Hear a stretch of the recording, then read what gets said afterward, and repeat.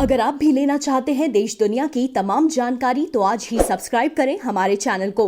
साथ ही नीचे दिए बेल आइकन को जरूर दबाएं ताकि हर अपडेट आप तक पहुंच सके।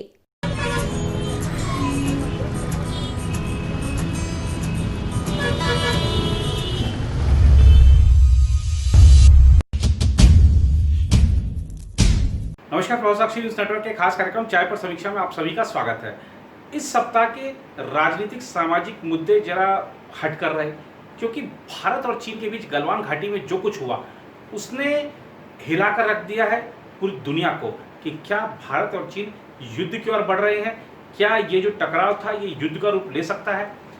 भारत की ओर देखें तो भारत इस घटना का जवाब जरूर देगा। प्रधानमंत्री नरेंद्र मोदी स्वयं कह चुके हैं कि हमारे शहीदों का बलिदान व्यर्थ नहीं जाएगा। भारत में चीनी उत्पादों के बहिष्कार का जो एक संकल्प था अब वो एक आंदोलन का रूप ले चुका है। लगता है इस तरीके का अभी अभियान देखकर के लग ही रहा है कि आने वाले दिनों चीनी कंपनियों के लिए यहाँ पर ठीक नहीं है। चीनी जो कंपनियों को ठेके थे वो रद्द किए जाने की शुरुआत हो चुकी है। चीनी कंपनियों के जो ऑर्डर थे वो रद्द किए जाने लगे हैं हमारे ट्रेडरों की ओर से, और भी बहुत सारे कदम उठाए गए हैं। खासतौर पर अगर हम देखें जो हमारे कुछ केंद्रीय मंत्रियों ने भी शुरुआत कर दी है कि किस तरीके से हमें चीनी उत्पादों का बहिष्कार करना है, इसका आह्वान उन्होंने अपने मंत्रालय स्तर पर भी करना शुरू कर दिया है। तो ऐसे बहुत सारी चीज़ें शुरू हो गई हैं। दूसरी तरफ अगर कोरोना वायरस को देखें तो इसका जो कहर है वो जारी है। लगभग 4 लाख के आसपास मामले पहुंच गए हैं संक्रमण के, लेकिन आप देखिए कि 53% ठीक होने की दर है हमारी, जो कि दुनिया में कह सकते हैं कि जो सर्वाधिक दर है उसमें है। और हमारे यहाँ पर हमने जो मृत्यु दर है उसको कंट्रोल किया हुआ है, और हमारे यहाँ ठीक होने वालों की तादाद भी 2 लाख को पार कर गई है। और दिल्ली में देखिए आपकी खासतौर पे गृह मंत्री अमित शाह ने जब से मामला संभाला है, पूरा चार्ज संभाला है दिल्ली और एनसीआर का, खासतौर पर हालात में बहुत बड़ा परिवर्तन आया है। जो इलाज का खर्च है वो 3 गुना कम हो गया है, जो जांच का खर्च है वो आधा हो गया है। तो ऐसे बहुत सारे कदम उठाए गए हैं। राजनीतिक रूप से देखें तो ये सप्ताह इस रूप में महत्वपूर्ण रहा कि प्रधानमंत्री नरेंद्र मोदी ने सर्वदलीय बैठक बुलाई इन सब मुद्दों पर चर्चा करने के लिए, भारत और चीन से संबंधित मुद्दों पर चर्चा करने के लिए। राज्यसभा चुनाव हुए और राजनीतिक दलों की अपनी अपनी ताकतें बढ़ी हैं। और अगर हम देखें जो चाहे बीजेपी और कांग्रेस के बीच में जो वार चल रही है, वो ट्विटर पर वार चल रही है, उसका जवाब दिया जा रहा है। राहुल गांधी रोज सवाल उठा रहे हैं, रोज मंत्री जवाब दे रहे हैं, लेकिन राहुल गांधी उस सवाल पर फिर सवाल उठा देते हैं, उस जवाब पर फिर सवाल उठा देते हैं। तो ये ऐसे कई सारी चीज़ें हैं जो कि इस सप्ताह काफ़ी चर्चा में रही हैं। वहीं अगर हम देखें जो राम मंदिर का निर्माण कार्य शुरुआत होनी थी 2 जुलाई को, उसको फिलहाल स्थगित कर दिया गया है, क्योंकि बोला गया है कि इस समय माहौल ठीक नहीं है। भारत चीन का जो तनाव बना हुआ है उसको देखते हुए अभी इसको थोड़ा सा टाला जा सकता है। ऐसे ही अगर हम देखें भगवान जगन्नाथ की जो रथ यात्रा है उसको सुप्रीम कोर्ट ने कह दिया कि अगर हम इसकी अनुमति देंगे तो भगवान हमें माफ़ नहीं करेंगे। यात्रा को अनुमति नहीं मिली है। माना जा रहा है कि जो कांवड़ यात्रा है उसकी भी अनुमति नहीं दी जाएगी, क्योंकि अगर लोग इकट्ठे होते हैं तो उसका एक नकारात्मक असर पड़ सकता है। दूसरी तरफ हमारे जो शहीद हुए हैं लोग, आप देखिए पूरा देश उनको नमन कर रहा है, और उनकी शहादत को याद करते हुए एक भारत सरकार से यही मांग है कि आप बदला लीजिए। सरकार भी स्पष्ट कर चुकी है कि आने वाले दिनों में कार्रवाई देखने को मिलेगी। वो कार्रवाई क्या होती है देखने वाली बात होगी। समय कब ठीक लगता है सेना को, सरकार को, ये सेना और सरकार को ही सोचना चाहिए। और अगर हम देखें विदेशों से संबंध के बारे में तो नेपाल ने जिस तरीके का धोखा किया है चीन की शह पर, उसका भी उसको सबक मिलेगा ही। ऐसी बातें निकल कर आई हैं, लेकिन सरकार फिलहाल नेपाल के खिलाफ कोई बड़ा एक्शन करने के मूड में नहीं है। उसको समझाने के प्रयास किए जा रहे हैं, बातचीत के प्रयास किए जा रहे हैं। देखना होगा उसका क्या हल निकलता है। फिलहाल आइए करते हैं इस सप्ताह की घटनाओं का विश्लेषण और जानते हैं इससे संबंधित दर्शकों के हमारे प्रश्न क्या है, उनका प्रयास करते हैं सही सही उत्तर देने का।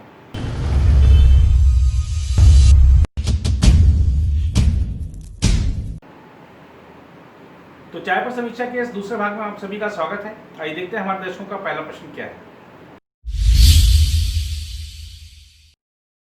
देखिए, चीन और नेपाल चाहते क्या हैं, इस पर अगर हम बात करें तो नेपाल इस समय वो चाह रहा है या वो कर रहा है जो चीन चाह रहा है, और चीन उससे करवा रहा है।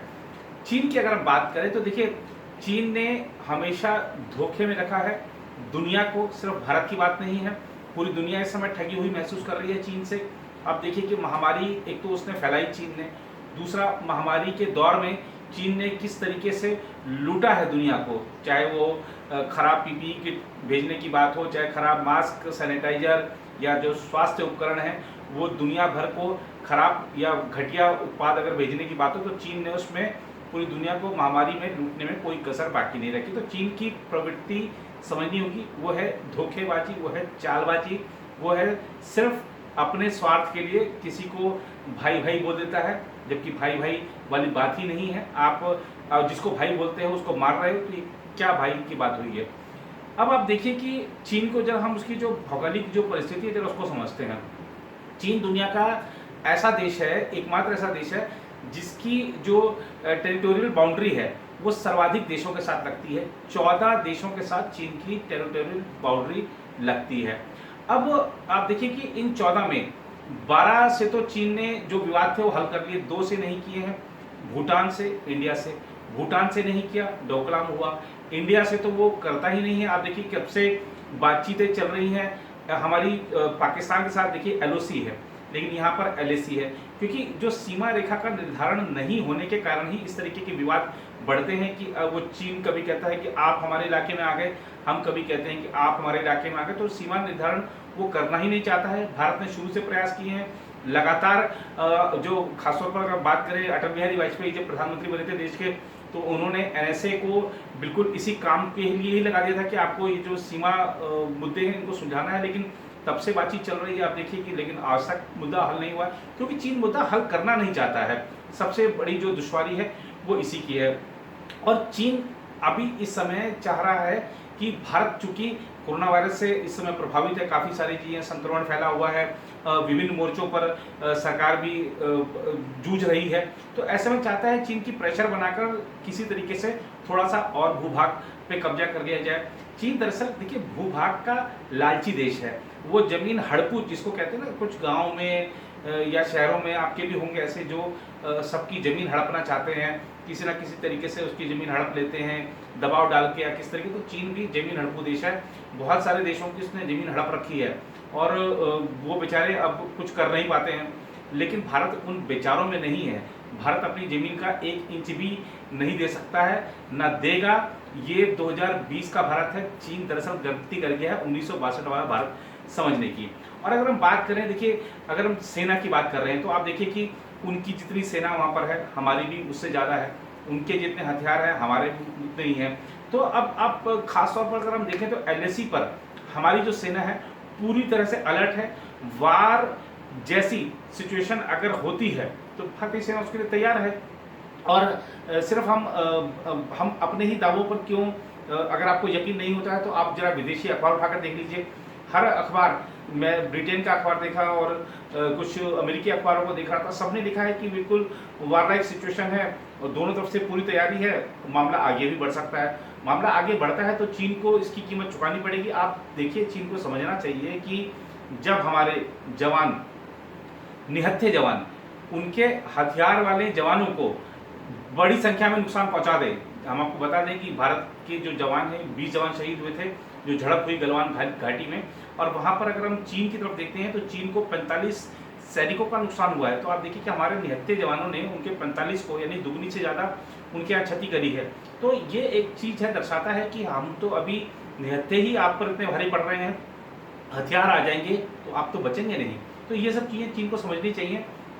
दूसरा एक मुद्दा एक ऐसा है जिससे चीन को घेरा जा सकता है, सैन्य तो है ही, लेकिन अगर हम बात करें आर्थिक मुद्दे की तो आर्थिक मुद्दे पर भी चीन को बहुत अच्छे से घेरा जा रहा है। आप देखिए कि प्रधानमंत्री नरेंद्र मोदी जो आत्मनिर्भर भारत की बात कर रहे हैं, जब उन्होंने आत्मनिर्भर भारत की बात कही थी तो उस समय भी चीन ही निशाने पर था और आज भी चीन ही निशाने पर है। आप देखिए कि हमारी जो ग्रामीण अर्थव्यवस्था का जो बुनियादी ढांचा मजबूत करने की जो पहल हो रही है वो दर्शाती है कि किस तरीके से सरकार आगे के बारे में अभी से कदम उठा रही है। अब आप देखिए कि जो चीनी उत्पादों के बहिष्कार की बात उठी है, ये सिर्फ कुछ सुगबुगाहट नहीं है। आप देखिए कि कई केंद्रीय मंत्रियों ने इसके लिए पहल कर दी है। जो केंद्रीय खाद्य और उपभोक्ता मामलों के मंत्री हैं रामविलास पासवान, उन्होंने कहा है कि हम जो वहाँ पे चीन से जो सामान आता है उसकी गुणवत्ता के जो मानक निर्धारण करने वाली जो भी हमारी पॉलिसी है उसको सख्त करेंगे। हम अभी ये होता है कि हम उनका यहाँ से तो जो भी माल आ जाता है ले लेते हैं, हमारे माल को वहाँ पर कई बार रिजेक्ट कर दिया जाता है कि आपकी गुणवत्ता खराब है। तो वैसे ये कुछ मानक भी सरकार तय करने जा रही है, कुछ उनको कड़ा करने जा रही है। कस्टम ड्यूटी बढ़ाने की बात हो रही है। जो चीनी कंपनियों को ठेके मिले हैं सरकारी, उसमें से कुछ एक बड़े रद्द हो चुके हैं, कुछ और बड़े रद्द होने की तैयारी में हैं। आप देखिए कि चीनी जो उत्पाद हैं उसको लेकर लोगों में किस तरह से जन आक्रोश है। लोग सोशल मीडिया पर शेयर कर रहे हैं कि हमने इस चीन की कंपनी की ये चीज़ खरीदने के लिए बुकिंग कराई थी, लेकिन हमने बुकिंग कैंसिल कर दी है।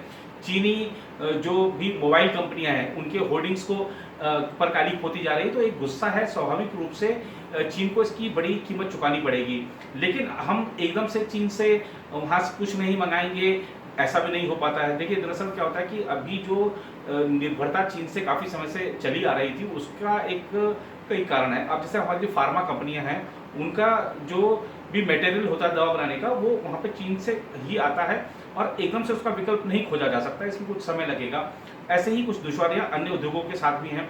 ठीक है, धीरे धीरे हमारे कल कारखाने इस दिशा में आगे बढ़ेंगे, लेकिन चीन की दरअसल जो मोनोपोली होती है वो दरअसल दूसरी तरह की होती है। चीन क्या करता है कि पहले अब जैसे हम कुछ ट्रेडरों से बात करी हमने, वो ट्रेडर ये बता रहे थे कि चीन हमारे को 6 से 9 महीने की उधारी देता है। अब मेरे पास पैसे नहीं है, मैंने चीन की किसी कंपनी से संपर्क किया कि मैं ये माल बेचना चाहता हूँ, आप मुझे दीजिए सामान। वो आपको 6 महीने की या 9 महीने की उधारी पे सामान दे देता है। आप सामान बेचते हैं, जो प्रॉफिट होता है अपने पास रखते हैं और जो मूल कीमत होती है चीनी उत्पादों की उसको आप चीनी कंपनी को दे देते हैं। तो और उसके बाद आपका धंधा चल निकलता है और चीन को फायदा होता रहता है कि उसका माल बिक रहा है, भारत के बाजार पे कब्जा हो रहा है। लेकिन अगर यही स्थिति हमारे भारत में हो जाए कि हमारे यहाँ भी जो कंपनियों को 6 या 9 महीने की उधारी मिलने लग जाए, तो आप सोचिए कि बाहर जाने की जरूरत ही नहीं है। ट्रेडर्स भी ऐसे ही कह रहे हैं कि हमें बाहर जाने की जरूरत पड़ेगी नहीं। और दूसरा एक चीज़ और देखने को होता है कि जो चीन है, कई बार क्या होता है कि आपका किसी भी चीज़ का, जैसे आप समझिए कि ऑटोमोबाइल कंपनी है कोई, तो उसमें जो भी कल पुर्जे वगैरह रखते हैं चीन उसको शुरुआत में बहुत सस्ते में देता है, समझ लेता है कि उसका उद्योग स्थापित हो गया है, उसके बाद कीमतें बढ़ा देता है। चीन कोई आप पर उपकार नहीं कर रहा है, वो सिर्फ अपना बिजनेस कर रहा है। बस उसका ये होता है कि सामने वाला जो ग्राहक है उसको भगा दें, हम ये मेरा ग्राहक बना रहे और हमेशा के लिए बना रहे, ऐसी उसकी जो प्रवृत्ति है। लेकिन अब ये सब चीज़ें टूट रही हैं, लोग जागरूक हुए हैं और जिस तरह से धीरे धीरे मेक इन इंडिया को सरकार भी बढ़ावा दे रहा है और हमारे स्टार्टअप्स ने खासतौर पर इस महामारी के समय में जिस तरह से स्वास्थ्य उपकरणों को बनाने की दिशा में बड़ा एक क्रांतिकारी काम किया है, उससे लगता है कि आने वाले दिन में हमारी जो निर्भरता है चीन से घटेगी। और हमारे को ये देखना भी चाहिए कि चीन इस समय कितना बड़ा बिजनेस कर रहा है हमारे से। अगर हम देखें जो चीन के साथ हमारा विदेश व्यापार समझौता है, जो उसके साथ द्विपक्षीय समझौता है बिजनेस को लेकर, आप देखिए कि 63 से 65 अरब डॉलर तक का वो सालाना हमसे बिजनेस करता है।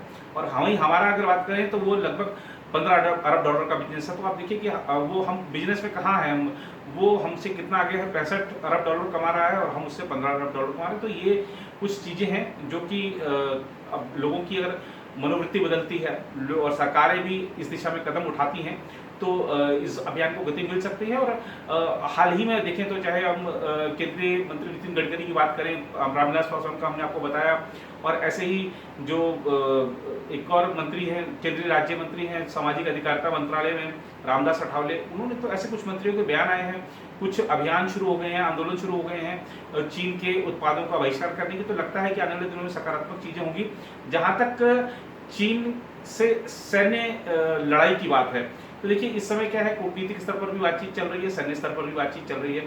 गलवान घाटी को वो अपना बता रहा है, गलवान घाटी उसकी है नहीं, गलवान घाटी उसकी हो भी नहीं सकती। आप देखिए कि गलवान घाटी, इस घाटी का नाम गलवान जिस व्यक्ति के नाम पर पड़ा वो भारतीय है, उसका पूरा परिवार भारत में रहता है। उसके जो वंशज हैं वो बता रहे हैं कि किस तरीके से वो पूरे भारत के साथ में है, भारत सरकार के साथ में खड़े हुए हैं। और इसमें कहीं कोई संशय नहीं है। आप लद्दाख में, पूर्वी लद्दाख में किसी भी कोने में जाएंगे, आपको अगर वहाँ भी कोई भी एक भी व्यक्ति मिलता है, हर व्यक्ति भारत के साथ खड़ा है। ऐसा ही सभी सीमाओं पर है, कहीं कोई भी जरा भी कह सकते हैं कि दिक्कत नहीं है। भारत अखंड है, अखंडता भारत की कायम रहेगी, भारत की एकता कायम रहेगी। इसको कोई इस देश को उस देश को अपने साथ करके नहीं हिला सकता है। और भारत एक उभरती हुई ताकत है, जिसको ये ताकत नहीं समझ में आती उसको हम कह सकते हैं कि अब मूर्ख के आगे आप कुछ भी कह लीजिए, उसको कोई फर्क नहीं पड़ेगा। संयुक्त राष्ट्र सुरक्षा परिषद के लिए जो अस्थायी सदस्यों का और अध्यक्ष का जो चुनाव अभी हाल ही में संपन्न हुआ है, उसमें भारत अस्थायी सदस्य के उम्मीदवार था। अब आप देखिए कि 192 देशों में वोटिंग की और भारत को 184 वोट मिले। कितनी बम्पर जीत है, कितनी अभूतपूर्व जीत है। ये दिखाता है भारत की ताकत, ये दिखाता है भारत का महत्व। भारत, अब आप इस समय देखिए, ठीक है, चीन अपने आप को सुपर पावर समझ रहा है। सुपर पावर समझने से आप सुपर पावर नहीं है। आपकी इमेज क्या है दुनिया में? आप खुद को कहें कि हम दुनिया के चौधरी हैं, तो आप चौधरी नहीं है दुनिया के। दुनिया आपके बारे में सोचती है। ये सारे 192 देश में से 2-3 को निकाल दें, ये सारे आपके खिलाफ हैं। जी हाँ, सारे आपके खिलाफ हैं। भारत को देखिए 192 में से 184 देशों का समर्थन मिला है, तो ये निश्चित रूप से एक बड़ी बात है। और अभी जिसको भारत की ताकत के बारे में जरा सा भी कुछ संशय हो, प्रधानमंत्री नरेंद्र मोदी ने साफ कर दिया है कि कोई भ्रम में ना रहे। हम शांति चाहते हैं, विश्व कल्याण चाहते हैं, लेकिन अगर कोई हमें छेड़ेगा तो फिर हम छोड़ते नहीं हैं। बार बार स्पष्ट कर दिया गया। जहाँ तक बात है जो अभी वहाँ पर गलवान घाटी में जो हिंसक झड़प हुई है, हमारे शहीदों का बलिदान व्यर्थ नहीं जाएगा, इसके बारे में प्रधानमंत्री नरेंद्र मोदी स्वयं देश को आश्वस्त कर चुके हैं। जहाँ तक नेपाल की बात है, तो नेपाल के बारे में अब क्या कहना, उसकी जो वहाँ के प्रधानमंत्री हैं केपी शर्मा ओली, वो साफ साफ कम्युनिस्ट, ऐसा लग रहा है कि जो, क्योंकि वो खुद भी कम्युनिस्ट है, तो कम्युनिस्ट पार्टी की जो केंद्रीय इकाई, उसका जो मुख्यालय बीजिंग में है, उसका उन्होंने वहाँ पर काठमांडू में ब्रांच खोल ली है। उस ब्रांच ऑफिस को चला रहे हैं, इतना लग रहा है उनके कदमों से। अब देखिए वहाँ पे देश में आंदोलन कितने हो रहे हैं। ठीक है, उन्होंने राजनीतिक पार्टियों को एकमत कर लिया है, लेकिन जनता एकमत है क्या? अरे भैया, आपके साथ, नेपाल के साथ पौराणिक रिश्ता है, आध्यात्मिक रिश्ता है, सांस्कृतिक रिश्ता है, आज का नहीं सदियों पुराना रिश्ता है। इसको काहे खत्म करने पर तुले हो? रोटी बेटी का नाता है। और आप देखिए कितने नेपाली हमारे यहाँ पर काम कर रहे हैं और सम्मानजनक पदों पे काम कर रहे हैं, आराम से रह रहे हैं, कहीं कोई उनको समस्या नहीं है। ये कितना जो आत्मीय संबंध है दोनों देशों का, उसको खत्म करने पर क्यों तुले हैं? क्या निजी उनका स्वार्थ है? क्या उन्होंने चीन से ले लिया है जिसकी कीमत उनको भारत से संबंध खराब करके चुकानी पड़ रही है? केपी शर्मा ओली को समझना चाहिए। केपी शर्मा ओली, और खासतौर पर उन्होंने जिस तरीके से वो इस समय चुनौतियों से घिरे हुए हैं। देखिए नेपाल में इस समय आर्थिक हालात बहुत खराब हैं और बेरोजगारी बढ़ी हुई है। अगर हम बात करें जो वहाँ की अर्थव्यवस्था की, तो वो बिल्कुल डगमगाई हुई है। कुछ वो अपने नागरिकों को दे नहीं सकते हैं। सिर्फ ये एक चाइनीज प्रिंटर पर, कह सकते हैं कि चाइनीज प्रिंटर पर उन्होंने एक जो अपने देश का नया नक्शा निकाल दिया है, उसको चीन मान्यता दे देगा। आपने खुद ही ने मान्यता दे दी, दुनिया मान्यता देगी क्या? भारत के आपने 3 क्षेत्र उसमें शामिल कर लिए, तो क्या वो आपने प्रिंट निकाल के रख लिया, दीवार पर टांग दिया, आपके वो तीनों क्षेत्र हो गए क्या? नहीं हो सकता, ऐसे होता नहीं है। देखिए संप्रभु राष्ट्रों को का इस तरीके की संप्रभुता का इस तरह मखौल नहीं उड़ाया जा सकता है। आप वहाँ पे लोकतांत्रिक निर्वाचित सरकार है, सोचना चाहिए कि हम सामने वाले के साथ इस तरीके का व्यवहार कैसे कर सकते हैं। और सामने वाला भी और कोई नहीं, बड़ा भाई आपका, जिसने सदैव हर दुख सुख में आपकी मदद की है, आगे भी करता रहेगा। इतना सारा विवाद होने पर भी हमारे देश के जो मंत्री हैं, जो वरिष्ठ नेता हैं, वो ये कह रहे हैं कि भारत के साथ संबंध, भारत और नेपाल के संबंध कभी खराब नहीं हो सकते हैं, हम उसको ठीक करेंगे, मनाएंगे, बात करेंगे। इतना होने के बावजूद भी भारत आपके साथ ऐसा कर रहा है, इतना प्यार से पेश आ रहा है, जरा कुछ तो समझिए। और जहाँ तक आपने प्रश्न पूछा है कि क्या भारत कार्रवाई करने में सक्षम है, बिल्कुल सक्षम है भारत। और भारत को इसका सबूत देने की कोई आवश्यकता नहीं है। भारत जब जब उसको लगा है कि अब कार्रवाई का समय है, भारत ने कार्रवाई की है, कोई हिचकिचाहट नहीं की है, किसी के दबाव में नहीं आया है। भारत का, देखिए भारत की सरकार का, भारत की सेना का एक ही लक्ष्य है, सीमाओं की जो हमारी जो भौगोलिक सीमाएं हैं, हमारी सीमाएं सुरक्षित रहें। विश्व कल्याण की हम भावना लेकर चलते हैं, भावना मन में रखते हैं, लेकिन इसको कोई कमजोरी ना समझे, ये प्रधानमंत्री भी स्पष्ट कर चुके हैं।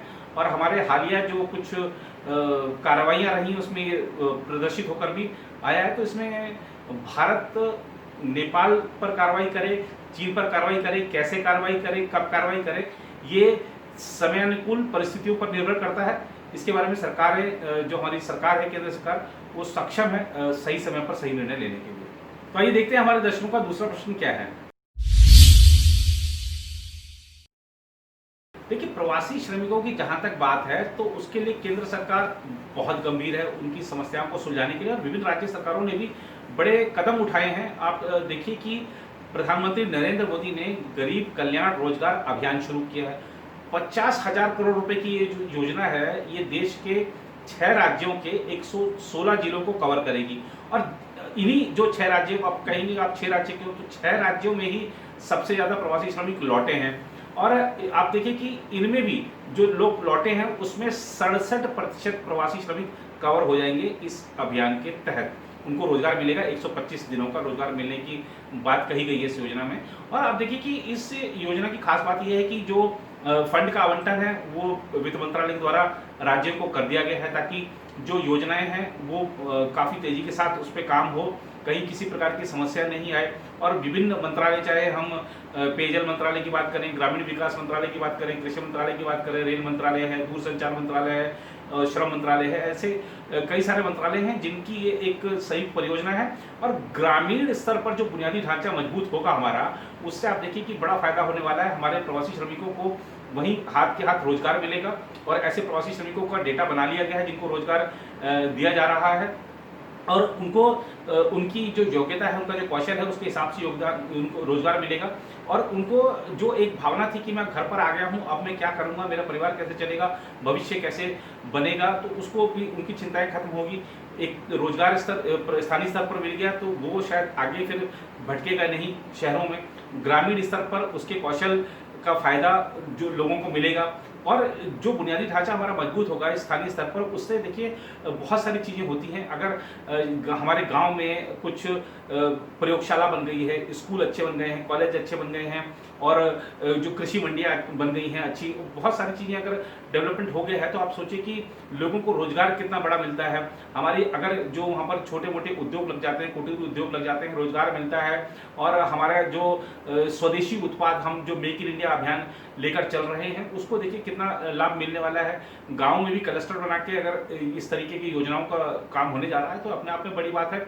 और हमने जैसा बताया कि जो 116 जिले हैं, इसमें से भी आप देखिए कि 27 जिले ऐसे हैं कि जो कि अति पिछड़े जिले हैं। और आप देखिए कि वो वहाँ पर बिल्कुल रोजगार की समस्या ज़्यादा वहाँ पर हावी है, तो लोगों को रोजगार की तरफ सरकार का ध्यान है। और इस सरकार ने ये भी कहा है कि अभी हम 125 दिन की बात नहीं कर रहे हैं। आप देखिए कि जैसे ही हमको लगता है कि और योजनाओं को आगे बढ़ाया जाएगा, तो उसमें हम रोजगार और देंगे, उसको इन दिनों को, कार्य दिवसों को और बढ़ाया जाएगा। अब एक सवाल किसी ने उठा दिया कि आपने ये जो 6 राज्य हैं, इसमें आपने उत्तर भारतीय राज्य रखे हैं, अपने पश्चिम बंगाल को भी रखा, पश्चिम बंगाल में भी ज़्यादा श्रमिक वापस लौटे हैं। तो पश्चिम बंगाल सरकार ने जब ये योजना बनाई जा रही थी वित्त मंत्रालय की तरफ से, तो सभी राज्यों को पूछा गया था। अब पश्चिम बंगाल राज्य ने डेटा ही नहीं दिया कि कितने प्रवासी श्रमिक उनके यहाँ लौटे हैं, तो ठीक है, सरकार आगे भी इनको शामिल कर सकती है इस योजना में। और इसके अलावा भी बहुत सारी जो है, हम मनरेगा का देखिए, आप मनरेगा का आकार बढ़ाया गया है। जो भी 1,20,000 करोड़ रुपए का जो एक पैकेज आया था, उसमें आप देखिए मनरेगा का जो आवंटन है, उसमें फंड का आवंटन कितना बढ़ाया गया उसमें, तो उसके तहत भी रोजगार दिया जा रहा है। अगर हम बात करें उत्तर प्रदेश सरकार की, तो उसने कुछ MOU साइन किए हैं निजी क्षेत्र के साथ, जिसमें स्थानीय स्तर पर प्रवासी श्रमिकों को रोजगार मिलेगा। तो ऐसे जो काम है कई राज्य सरकारों ने किए हैं। राजस्थान में देखिए मनरेगा में क्या शानदार काम हो रहा है, वहाँ पर 50 लाख के आसपास मनरेगा मजदूर जो काम कर रहे हैं। तो बहुत सारे राज्य सरकारों ने प्रवासी श्रमिकों की समस्या के निपटान के कदम उठाए हैं। और आप देखिए प्रवासी श्रमिकों का भी अब जो रुख है वो थोड़ा बदल रहा है। महाराष्ट्र में ऐसे बहुत सारे जो महाराष्ट्र और पंजाब से खासतौर पर ऐसे बहुत सारे श्रमिक वापस लौट रहे हैं। महाराष्ट्र से तो खबर ये भी आई कि लगभग 15,000 श्रमिक अब तक वापस लौट चुके हैं। और इन श्रमिकों को जो उनके नियोक्ता थे, जहां पर अभी तक काम कर रहे थे, वो रेल का टिकट भेज रहे हैं कि आप आइए, आपको जो पैसा भी बढ़ा के देंगे, हम आपको अन्य सुविधाएं भी दी जाएंगी, आप आइए। और वो लौट रहे हैं। बसें भेजी गई हैं कई राज्यों की तरफ से। आप देखिए तेलंगाना में कितने मजदूर लौट चुके हैं, कर्नाटक में कितने मजदूर लौट चुके हैं। तो ऐसे जो देखिए, अब उस समय जब लॉकडाउन लगा था तो सबको लगा कि अब पता नहीं क्या हो जाएगा और क्या होने वाला है, किसी को कुछ नहीं पता था। सब बदहवासी में बस घर भागे चले गए, पैदल चले, पैदल, रिक्शा, ऑटो, गाड़ी या ट्रक में लद के, कैसे भी लद के बस अपने घर चले जाना है। तो ऐसे में लोग घर पहुंच के घर वालों पे मिले, घर वालों से को देखा, थोड़ा मन को शांति मिली, थोड़ा सा दुख सुख एक दूसरे का साझा किया।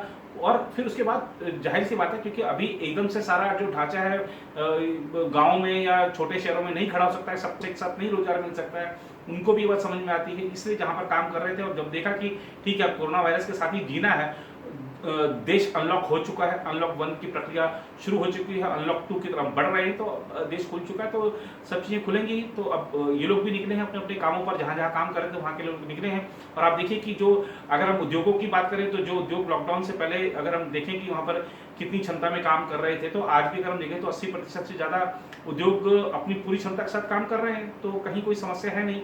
लेबर की समस्या ठीक है कि दूर दराज के क्षेत्रों में हो सकती है, लेकिन अब नहीं लग रही है कि ज़्यादा समस्या होगी। धीरे धीरे सब चीज़ें सामान्य हो जाएंगी। और सरकार ने भी कहा है कि अभी हम जो ये 66% प्रवासी श्रमिकों को हमने इस योजना में गरीब कल्याण रोजगार जो अभियान है उसमें अगर हम शामिल कर रहे हैं 66 को, तो उसमें भी देखेंगे कि कितने लोग टिकते हैं वहाँ पर अभी, जिनको हमने वहाँ पर काम दिया है। ऐसा भी तो हो सकता है ना कि उसमें से बहुत सारे लोग वापस चले जाएं अपने पूर्व नियोक्ता के पास, तो अगर वो चले गए तो वो जो रोजगार है वो किसी और को दिया जाएगा, या कुछ और उसकी योजना को रणनीति नई उसकी बनेगी, तो देखना होगा। लेकिन एक बहुत बड़ी पहल है। और जो लोग कहते हैं कि प्रवासियों को ऐसे ही छोड़ दिया गया, श्रमिकों को ऐसे ही छोड़ दिया गया, ऐसे नहीं छोड़ा गया था, और लगातार उनके लिए काम कर रही है सरकार। और सुप्रीम कोर्ट भी पूरा गंभीर है, सरकार चाहे केंद्र की हो चाहे राज्य की हो, सब पर बिल्कुल निगरानी रखता है कोर्ट। और जहाँ जहाँ जरूरत पड़ी है कोर्ट ने स्वतः संज्ञान लिया है, और सरकारें भी संवेदनशीलता के साथ काम कर रही हैं। मुझे लगता है कि देश में संकट का समय था, एक महामारी की ये जो मुसीबत बड़ी आ गई थी, इससे देश उभर रहा है धीरे धीरे। तकलीफें जरूर हुई हैं, उससे कोई नकार नहीं रहा, लेकिन ये तकलीफें स्थायी नहीं थी, अस्थायी थी। अब धीरे धीरे सब कुछ सामान्यीकरण की ओर बढ़ रहा है। आइए देखते हैं हमारे दर्शकों का अंतिम प्रश्न क्या है। देखिए, इस समय जो विपक्ष कर रहा है, दरअसल विपक्ष बेपर्दा हो गया है। संकट का समय है, एक तो महामारी, ऊपर से ये जो चाइना जैसी लाइलाज बीमारी जिसका, और पाकिस्तान जैसी लाइलाज बीमारी। अब आप देखिए कि ये जो देश हैं, खासतौर पर जब एक तरफ खुद भी महामारी का सामना कर रहे हैं, उसके बावजूद इस तरीके की हरकतों से बाज नहीं आ रहे हैं। वहीं हमारा जो विपक्ष है, आप उसको देखिए कि किस तरीके से वो बयानबाजी करता है, किस तरीके से सरकार को कटघरे में खड़ा करने के प्रयासों में खुद ही गिर जाता है। अब आप देखिए कि पूरे देश में आक्रोश है, खासतौर पर हमारे जो 20 जवान शहीद हुए हैं, उसके बाद देश चाहता है, जनता चाहती है कि सरकार बदला ले, सेना बदला ले, और लेना भी चाहिए। अगर कोई हमारे भूभाग पर अपनी गलत नज़र उठाता है, हमारी सेना को आघात पहुंचाता है, हमारे किसी सैनिक को नुकसान पहुंचाता है, तो बदला लेना चाहिए, और हम इस बदला लेते रहे हैं, ऐसी बात नहीं है। हमने बार बार, हमारी जो नीति है भारत सरकार की, भारत की, कि हम किसी को छेड़ते नहीं हैं, कोई छेड़ता है तो छोड़ते नहीं हैं। अब चीन से बदला कब लेगी सरकार, कैसे लेगी, इस सरकार को तय करने दीजिए। हम आप तय नहीं कर सकते हैं, कोई सोशल मीडिया पे अभियान चला के नहीं तय कर सकते हैं, कोई व्हाट्सएप पे बहस करके नहीं कर सकते हैं। और सोशल मीडिया एक्टिविस्ट बहुत सारे हो गए हैं। आप देखिए कि कुछ नेता तो ऐसे हो गए हैं अब इस समय कि सवेरे शायद वो नित्य कर्म से बाद में निवृत्त होते होंगे, पहले उनका काम होता है कि ट्विटर पर सरकार को घेर दो, आज ये मैंने सवाल कर दिया है, उसके बाद मैं जाके अपना नित्य कर्म से निवृत्त होता हूँ। तो ये सब चीज़ें आजकल चल रही हैं। प्रधानमंत्री को ही घेरना है, रक्षा मंत्री को ही घेरना है, और विदेश मंत्री को ही घेरना है, और अपने सवालों से फिर शाम तक घिर जाते हैं। बहुत सारे नेता ऐसे हैं, एक नेता खासतौर पर ऐसे हैं। और आप देखिए कि हम बदला लें, उससे पहले क्या होना चाहिए, उससे पहले ये होना चाहिए कि हमारा जो घर है वो मजबूत रहे, हम देश में हमारी जो एकजुट रहें। लेकिन क्या हमारे देश में इस समय जो राजनीतिक एकता है, लगता तो नहीं है। प्रधानमंत्री नरेंद्र मोदी ने सर्वदलीय बैठक बुलाई, सबके विचार सुनने के लिए बुलाई। उसमें सोनिया गांधी ने क्या कहा, उसमें सोनिया गांधी ने कहा कि हमें बहुत दुख है, शहीद हुए लोग, लेकिन ये जो बैठक है, ये बैठक पहले बुलाई जानी चाहिए थी। बैठक की टाइमिंग पर ही क्यों जोर है, बैठक 2 दिन पहले बुला लेते तो क्या हो जाता। आपके पास ऐसी कौन सी आप एक्सपर्ट रहे हैं कि आप ऐसा सुझाव दे देते कि सब कुछ हल हो जाता। आप ना रक्षा मामलों में के आप एक्सपर्ट हैं, ना विदेश मामलों के आप एक्सपर्ट हैं, तो आप क्या ऐसी राय दे देती कि सरकार की सारी समस्याएं हल हो जाती। और बिना बैठक बुलाए भी तो आपके पास अगर वो कुछ अनुभव है, कुछ आपके पास कुछ ऐसे विचार हैं जिससे देश को फायदा हो सकता है, तो बैठक का इंतजार क्यों करना। आप सीधा प्रधानमंत्री को फोन लगाइए और बताइए कि आप ऐसा करिए, बिल्कुल अभी हाथ के हाथ सब मसला हल हो जाएगा। बैठक का इंतजार क्यों, फॉर्मेलिटी क्यों। देश के लिए अगर कुछ जरूरी है तो मैं क्या फॉर्मेलिटी का इंतजार करूंगा, मैं बिल्कुल हाथ के हाथ जाकर हम बताना चाहिए हमारे को।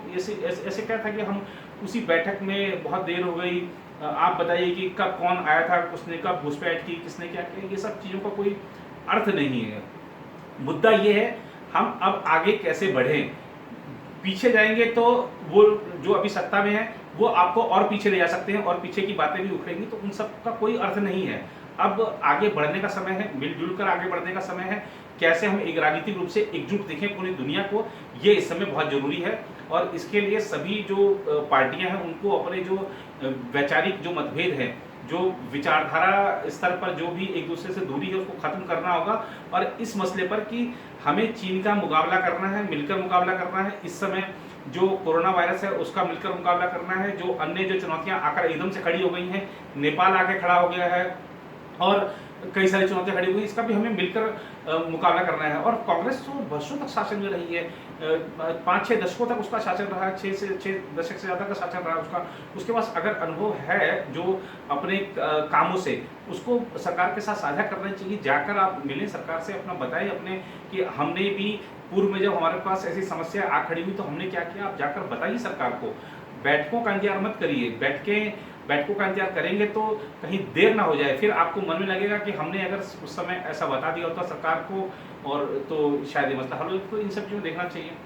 अब हम बात करते हैं जरा राजनीतिक मामलों की कि लगता है कि जिस तरह से कि सरकार को घेर लिया गया है, तो सरकार को घेर लिया गया है में आप देखिए कि ट्वीट कौन कर रहा है इस समय लगातार।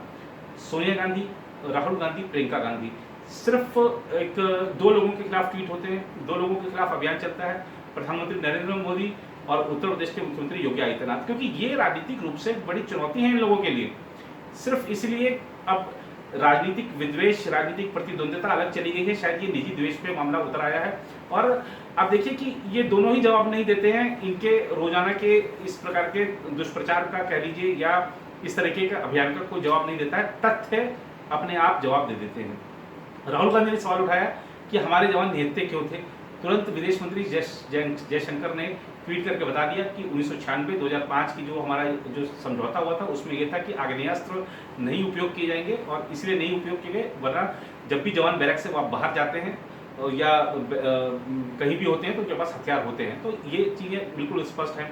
दूसरा अगर हम बात करें, जो और भी कुछ लोग कह रहे हैं कि सरकार पर निशाना साध रहे हैं कि सरकार सही तरीके से नहीं निपट पा रही है, जो भी है, तो इन सब चीज़ों से फिलहाल बचना चाहिए। फिलहाल राजनीतिक एकता दिखनी चाहिए। और जहाँ तक हम बात करें राज्यसभा चुनाव की, तो राज्यसभा चुनाव में भी देखिए जो कई सारे राज्यों में तो खैर मामला सारा निर्विरोध ही निपट गया था, लेकिन मध्य प्रदेश, राजस्थान ऐसे राज्य थे, खासतौर पर गुजरात, जहाँ पर कि सर्वाधिक ये लगा कि उठापटक है। और गुजरात में जिस तरीके से कांग्रेस के विधायकों ने पार्टी का दामन छोड़ना शुरू कर दिया था, वहीं अगर राजस्थान की बात करें तो अशोक गहलोत ने हालांकि सब कुछ मैनेज कर लिया, लेकिन उनकी भी चिंता तब बढ़ गई थी जब उनको लगा कि उनके मामले से, उनके हाथ से कुछ विधायक छिटक सकते हैं। तो लेकिन आखिरकार वो मैनेज करने में सफल रहे। उनको अपनी कुर्सी बचानी थी, उनकी कुर्सी बचाना बहुत महत्वपूर्ण था इस समय। अगर राज्यसभा चुनाव में उनको नुकसान होता तो उनकी कुर्सी जानी थी।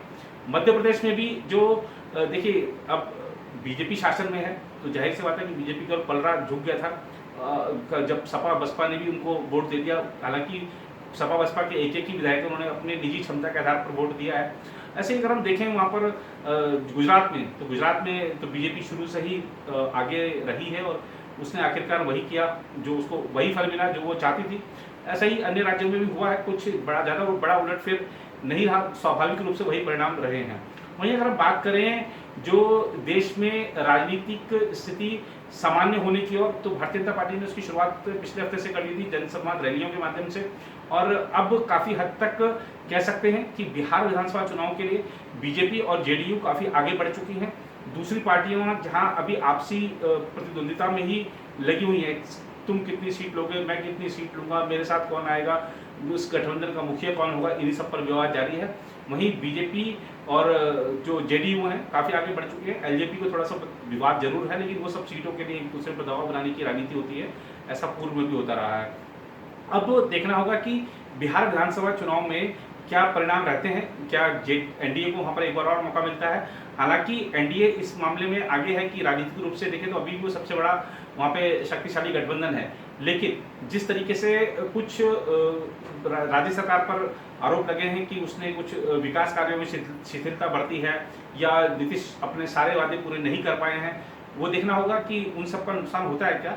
लेकिन अगर हम सीएम के उम्मीदवार के तौर पर देखें तो नीतीश कुमार ही अभी भी स्वाभाविक रूप से वहाँ पर सबकी पसंद है, और अगर हम इस सप्ताह के और राजनीतिक मुद्दों की बात कर लें तो आप देखिए, अयोध्या में जो श्री राम मंदिर निर्माण कार्य का शुभारंभ होना था, 2 जुलाई को होना था, उसको टाल दिया गया है, क्योंकि ये माना गया है कि इस समय भारत चीन के बीच जो तनाव चल रहा है, प्रधानमंत्री भी व्यस्त हैं उसमें, और खासतौर पर ये माहौल ऐसा नहीं है कि हम अपने किसी धार्मिक अभियान को आगे बढ़ाएं। बहुत अच्छा किया है ट्रस्ट के लोगों ने कि थोड़ा सा समय के लिए टाल दिया है, जब समय अनुकूल होगा तब इसको शुरुआत कर लेंगे, और ये जरूरी भी है। देखिए, यही क्या होती है एकजुटता, यही होती है एकजुटता। हम अपने धर्म से, हम अपनी जाति से, हम अपने बाकी सब चीज़ों से ऊपर उठकर देश के साथ खड़े हों, यही तो समय की मांग है, यही तो दिखाना है दुनिया को, और यही दिखाया है राम मंदिर निर्माण ट्रस्ट ने, और ये ऐसा ही राजनीतिक दलों को भी प्रदर्शित करना चाहिए। भूल जाइए अपनी विचारधारा, भूल जाइए अपने जो आगे क्या हमारा राजनीतिक लक्ष्य है, एक साथ हो जाइए ना इस बार, एक बार जरा भारत के लिए ही तो हम सब काम कर रहे हैं, तो भारत के लिए एकजुट हों, और एकजुटता का जो कह सकते हैं कि स्वरूप है वो पूरी दुनिया को दिखना चाहिए। अब एक विचार ये भी हो सकता है, आप सोचिए कि एक विचार क्या हो, कितना अच्छा लगे दुनिया को माफ कीजिएगा, कितना अच्छा लगे दुनिया को कि जब हमारे जो सारे राजनीतिक दल हैं उसके प्रमुख लोग बैठकर एक साथ प्रेस कॉन्फ्रेंस करते हैं, चीन को चेतावनी दे दें कि हम सब एक हैं, आप आइए जरा, आप जरा एक बार दुस्साहस करके दिखाइए, देखिए क्या संदेश चाहता है। आप वार्ता के टेबल पर वो आपको वो आने के लिए मजबूर ना हो जाए तो बताइएगा। और देखिए, बहुत सारे ऐसे कुछ कदम हो सकते हैं जिनके जरिए जो सामने वाला उसको संदेश दिया जा सकता है हमारी एकता का। एकता में बड़ी शक्ति होती है, ये बात बार बार साबित हुई है, और आगे भी साबित होती रहेगी कि एकता ही सबसे बड़ी चीज़ है। तो एकजुट रहिए और देश के साथ खड़े रहिए।